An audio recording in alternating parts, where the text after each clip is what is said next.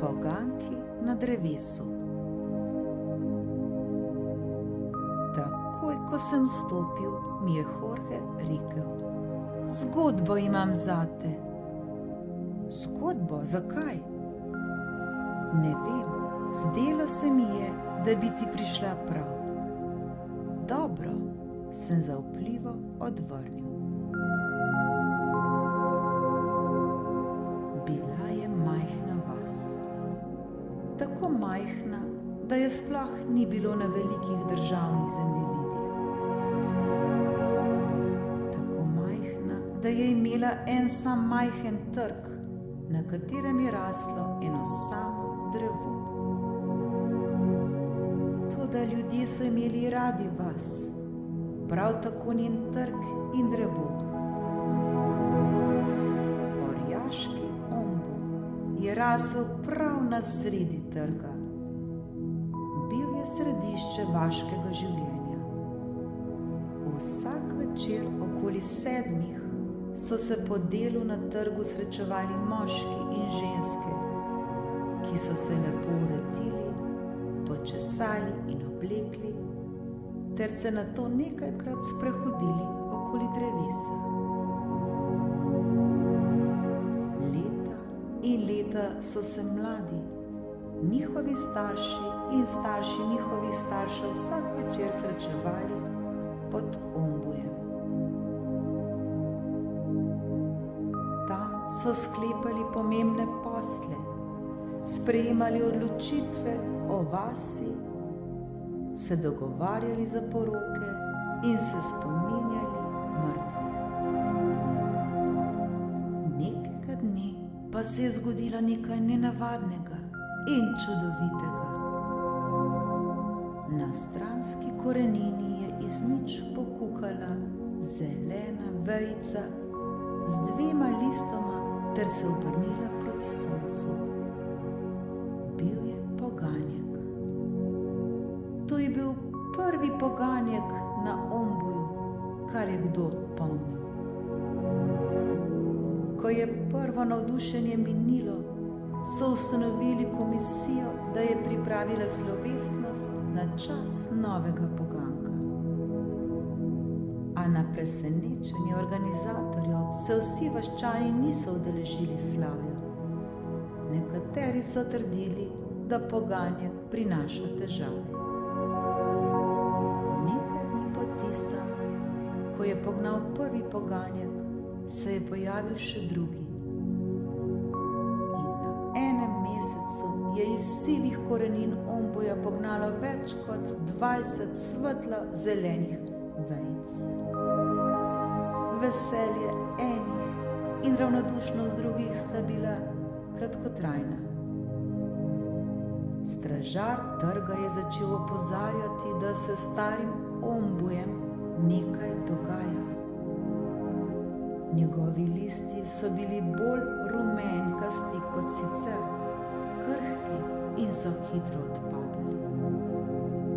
Drevesna skorja, ki je bila nekoč debela in čvrsta, je postala suha in razpokana. Stražar je povedal, kaj je narobe. Ombu je zbolel in bo morda umrl.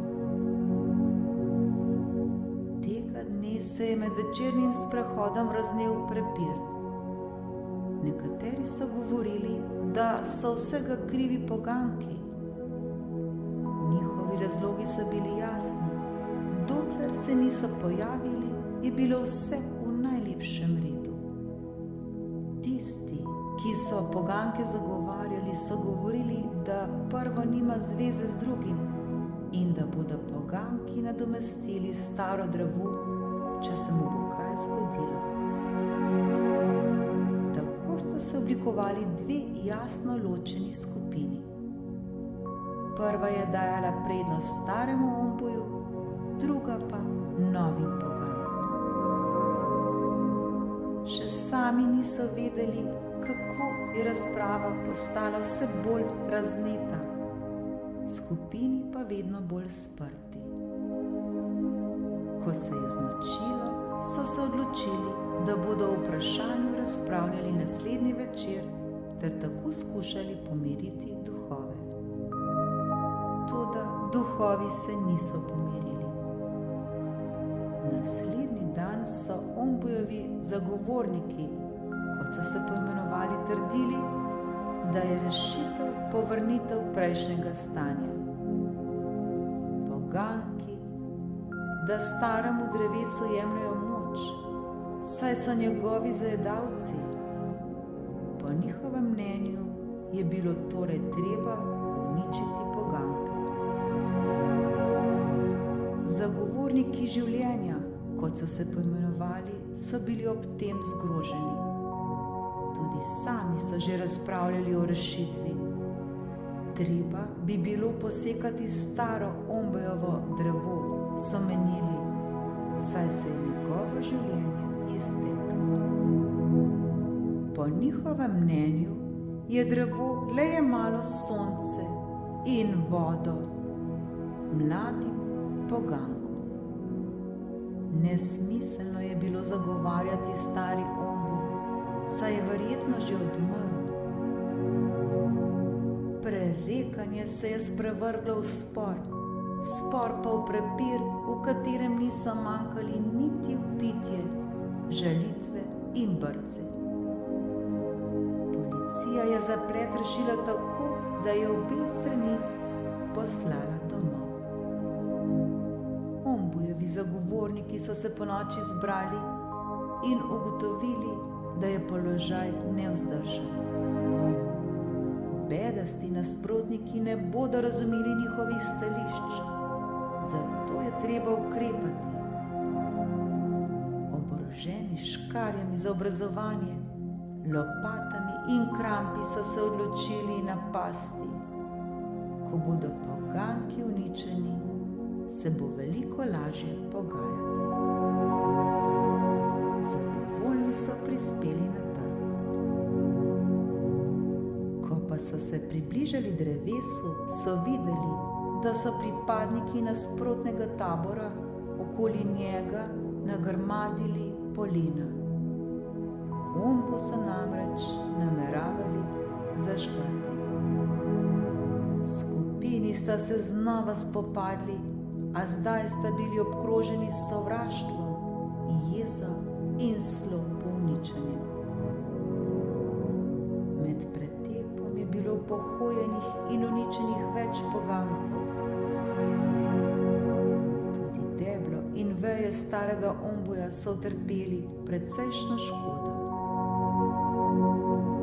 Več kot 20 pripadnikov obeh strani je lažje ali huje ranjenih pristalo v vaški ambulanti. Naslednje jutro se je stanje na trgu spremenilo. Ombujevi zagovorniki so okoli drevesa postavili ograjo, ki so jo ves čas varovali 4 oboroženi možje. Zagovorniki življenja pa so okoli pogankov, ki so ostali, izkopali jarek ter postavili žičnato ograjo, da bi jih tako branili pred vsakršnim napadom. Tudi sicer je v vasi postalo nevzdržno. Obe skupini sta skušali pridobiti čim več podpore, zato sta v svojih prizadevanjih obvestili vse vaščane. Ti pa so se v njih morali izreči. Če je kdo zagovarjal Ombujevo drevo, je bil zato takoj sovražnik zagovornikov življenja. Če pa je branil poganke, je moral zato na smrt sovražiti zagovornike drevesa. Nazadnje so se odločili, da za mnenje vprašajo mirovnega sodnika, sicer duhovnika v vaški cerkvici. Razsodil naj bi naslednjo nedeljo. Ta dan so se vsi zbrali pred cerkvijo. Ljudi je ločevala vrv, obe strani pa sta se neprestano napadali. Zaradi neznosnega kričanja ni bilo mogoče nikogar slišati. Nenadoma so se odprla vrata cerkvice in po poti je prišel starec, ki se je opiral na palico. S sprti strani sta ga budno opazovali. Mož je imel gotovo več kot 100 let. Ko je bil še deček, je ustanovil vas, razporedil ulice, razdelil zemljo in seveda posadil ombu. Starca so vsi spoštovali. Njegova beseda je ohranila jasnost, ki ga je spremljala vse življenje. Ni se zmenil za roke, ki so mu jih ponujali v pomoč. Trudoma se je povzpel na oder ter spregovoril. Bedaki, imenujete se ombujevi zagovorniki in zagovorniki življenja.